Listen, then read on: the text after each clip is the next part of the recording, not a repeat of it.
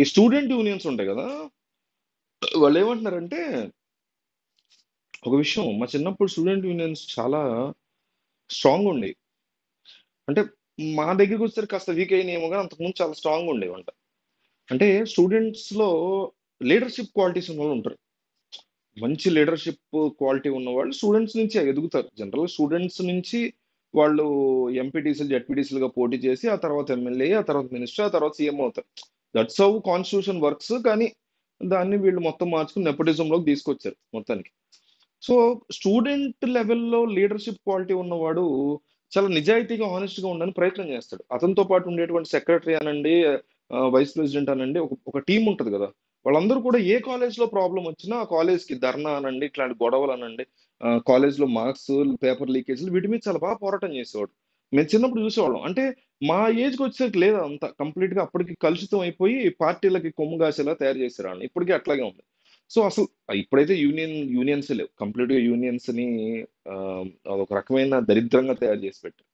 So ఇప్పుడు ఎవరో కొంతమంది ఉంటారు కదా, వాళ్ళలో కూడా సరిగ్గా కాస్త బుర్ర పని చేసేవాళ్ళు, వాళ్ళు వచ్చి మీడియా ముందు ఏం మాట్లాడుతున్నారంటే ఈ ఇన్సిడెంట్ గురించి, గొడ్లవల్లేరు కాలేజ్ గురించి, ఏబీవీపీ వాళ్ళు ఇంకొకటి ఎస్ఎఫ్ఏ వాళ్ళు ఏం చెప్తున్నారంటే, ఈ కాలేజే ఫస్ట్ డేంజరస్ కాలేజ్, ఇది ఊరి చివర ఉంది, మేము ఎప్పటి నుంచో కంప్లైంట్ చేస్తున్నాం, ఇవాళ నిన్న కదా 2 సంవత్సరాల నుంచి మేము కంప్లైంట్ చేస్తున్నాం, ఈ కాలేజ్ లో జరగకూడనటువంటి ఇల్లీగల్ యాక్టివిటీస్ జరుగుతున్నాయి, కాలేజ్ మేనేజ్మెంట్ అస్సలు పట్టించుకోవట్లేదు, వీళ్ళు ఇష్టం వచ్చినట్టు ఏది పడితే అది అలౌ చేస్తున్నారు కాలేజ్ లో, కంప్లీట్ డిజాస్ట్రస్ కాలేజ్ ఇది, పిల్లలు ఎక్కడైనా చదవకూడదంటే ఇలాంటి కాలేజీల్లోనే, చాలా వాళ్ళు స్పష్టంగా చాలా క్లియర్ గా చెప్తున్నారు. మరి ఇన్నాళ్ళు వాళ్ళు ఎందుకు అప్రోచ్ అవ్వలేదు పోలీసుల్ని? మీరు నేను అప్రోచ్ అవ్వలేదు, మనం కూడా అవ్వాలి, మీరు నేను అప్రోచ్ అవ్వలేదన్న ఒక రకం, కానీ వాళ్ళు యూనియన్స్ కదా, యూనియన్స్ అయ్యి ఉండి మరి ఇన్నాళ్ళు వాళ్ళు ఎందుకు అప్రోచ్ అవ్వలేదు మనకు తెలియదు. సో గుడ్లవల్లేరు ఇంజనీరింగ్ కాలేజ్ గురించి టచ్ చేస్తే అక్కడ చదువుకున్న ప్రతి ఒక్కడు కూడా ఇదే చెప్తున్నాడు. అక్కడ ఆల్రెడీ చదువుకుని వెళ్ళిపోయిన వాళ్ళు సూపర్ సీనియర్ల కింద మళ్ళీ వచ్చి ఆ రూముల్లో పడి అక్కడే ఉంటూ గంజాయి కొడుతూ ఉంటారు, కొంతమంది డ్రగ్స్ కూడా తీసుకుంటూ ఉంటారు అనేటువంటి ఆరోపణలు చాలా మంది చేస్తూ ఉన్నారు. పక్కగా జరుగుతుందని నేను చెప్పట్లా. సో ఇట్లాంటి సిచ్యువేషన్ ని ఒక రాజకీయ నాయకుడు ఉపయోగించుకుని ఉండొచ్చు. ఎందుకంటే ఈ అమ్మాయి వాళ్ళ ఫాదర్ రాజకీయ నాయకుడు అని చెప్తున్నారు. వాళ్ళది చీరాల దగ్గర, ప్రకాశం జిల్లా చీరాల దగ్గర ఒక ఊరు. సో అక్కడ సంబంధించినటువంటి ఒక లోకల్ లీడర్, ఒక ప్రధాన పార్టీకి చెందినటువంటి లీడర్ అతను. సో ఆ లీడరు ఈ అమ్మాయిని ఆ, అంటే ఈ అమ్మాయిని ఉపయోగించుకున్నాడు అనట్లేదు, ఈ అమ్మాయి ఈ రకంగా మోసపోయో, లేకపోతే బాయ్ ఫ్రెండ్ తో విజయ్తో కలిసో, అమ్మాయి జీవితాలు పోతే పోయినా డబ్బు వస్తుంది కదా మాకు అనేసి ఈ అమ్మాయి చేసిందో ఏదో మొత్తానికి జరిగింది. ఆ అమ్మాయి బ్లాక్మెయిల్ చేసైనా చేసి ఉండాలి, లేదా ఆ అమ్మాయి ఎవరి జీవితం ఎట్లా పోతే నాకేం డబ్బు వస్తుంది, విజయ్కి పెన్ డ్రైవ్లు ఇస్తే డబ్బులు ఇస్తున్నాను నా బాయ్ ఫ్రెండ్ అని చేసి ఉంటారు. లేదా నా బాయ్ ఫ్రెండ్ కోసం ఉంటారు, బాయ్ ఫ్రెండ్ కోసం సర్వస్వం అర్పించే గర్ల్ ఫ్రెండ్లు, ఆ గర్ల్ ఫ్రెండ్ కోసం సర్వస్వం అర్పించే బాయ్ ఫ్రెండ్లు, పిచ్చిన కొడుకులు ఉంటారు. మేబీ ఆ బ్యాచ్ ఉండొచ్చు. ఈ 3 ఛాన్సెస్ ఉన్నాయి. అయితే మొత్తానికి 10 రోజుల క్రితం ఈ పిల్లలందరూ వెళ్ళి కంప్లైంట్ ఇచ్చారు మేనేజ్మెంట్ కి, ఇట్లా జరుగుతోంది, మాకు దొరుకుతున్నాయి, మాకు లీక్ అవుతున్నాయి, ఆ వీడియోలు మాకు వస్తున్నాయి, మేము కాలేజ్ మేము చదవము, మేము పోలీసులకు చెప్తాము అనేసరికి నెమ్మదిగా వెళ్ళి ఎతికితే సీసీ కెమెరాలు అన్ని రూమ్, ఒక బాత్రూమ్ 28 కెమెరాలు బయటపడినాయి అనేసి అమ్మాయిలు చెప్తున్నారు. ఇదంతా కొన్ని వాళ్ళకి దొరికితే, కొన్ని ఒక 4-5 పిల్లలకి దొరికితే వాళ్ళు వార్డెన్కి ఇచ్చారు, ఆ వార్డెన్ ఏమో నాకు అసలు ఇవ్వలేదు అంటుంది.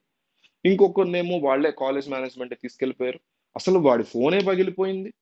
2 ఫోన్లు అంటాడు, ఆ 2 ఫోన్లు పగిలిపోయి అందులో ఒక్క ఒక్క ఫోన్ ఆన్ అవ్వట్లేదు ఎతకడానికి, ఆ ల్యాప్టాప్లు ఎతికారు, ఈ అమ్మాయి ల్యాప్టాప్ ఎతికారు, ఈ అమ్మాయి ఫోన్ పాస్వర్డ్ ఇవ్వట్లేదు అంటే, ఇట్లా రకరకాల డిస్కషన్స్ నడుస్తున్నాయి. అయితే కాలేజ్ మేనేజ్మెంట్ ఈ పొలిటీషియన్, ఈ అమ్మాయిల ఫాదర్ కొమ్మక్క అయిపోయి, మీరు ఏమైనా చేయండి కానీ నా కూతురు పేరు బయటికి వచ్చిందా మీ కాలేజ్ మొత్తం కూలుస్తా అనేసి వార్నింగ్ ఇస్తున్నాడు అనేటువంటి డిస్కషన్స్ అయితే చాలా టాప్ నాచ్ గా నడుస్తుంది. ఒక ప్రధాన పార్టీకి చెందినటువంటి నేత, లీడర్, ఒక ఒక పెద్ద పొజిషన్ లో ఉన్నటువంటి వ్యక్తికి అసిస్టెంట్ గా కూడా కొన్నాళ్ళు పనిచేశాడు, పిఏ కింద, పిఏ అంటే అనుచరుడుగా కొన్నాళ్ళు పనిచేశాడు అనేటువంటి మాట వినిపిస్తుంది. సో ఈ పొలిటీషియన్ కాలేజ్ మేనేజ్మెంట్ తో కుమ్మకే 10 రోజుల నుంచి సాగదీస్తున్నాడు వ్యవహారం. ఆడపిల్ల ఆళ్ళే కూల్ అవుతారులే, ఒప్పుకుంటారులే, కంగారు పడక ఆళ్ళే సైలెంట్ అవుతారులే, బయటపడరులే అనే టైంకి ఆఖరి నిమిషంలో ఒక్కసారిగా రాత్రికి రాత్రి అందరూ ఆ విజయవాడ అనే వాడిని పట్టుకుని కొట్టడం, ఈ అమ్మాయిని కూడా ఎవరైతే హెల్ప్ చేసిన ఆ అమ్మాయిని ఆల్మోస్ట్ కొట్టే ప్రయత్నం చేయడం, మొత్తం వచ్చి వీ వాంట్ జస్టిస్ అని అందరూ గోల రచ్చ చేయడంతో ఈ వ్యవహారం బయటపడింది. సో ఆ తర్వాత జరిగిందంతా ఏం జరిగింది అనేది మీకు తెలుసు.